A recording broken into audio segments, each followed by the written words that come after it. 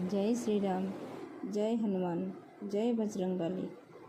आपण मैंने जानते हनुमान चालीसा पढ़िले आमर कौन हुए?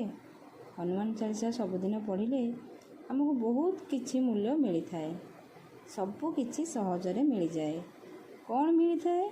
आमे से हनुमान चालीसा पढ़िले जाई जानिबा। जदि आपण माने घरे हनुमान चालीसा सबुदिन पढ़ुचंती ताहेले आपण माने सुनंतु, निश्चिंत सुनंतु। जदि आपण माने हनुमान चालीसा पढ़ु नथांती तेबे सबुबले हनुमान चालीसा पढ़िबा आरंभ करंतु। हनुमान चालीसा पढ़िबा द्वारा आमको बहुत किछि फायदा मिली थाए। आमर स्वप्न पूरण हुए।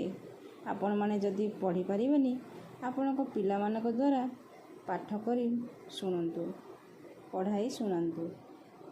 सर्वप्रथमे हनुमान को फोटो जदि आगे आमे देखिदेउ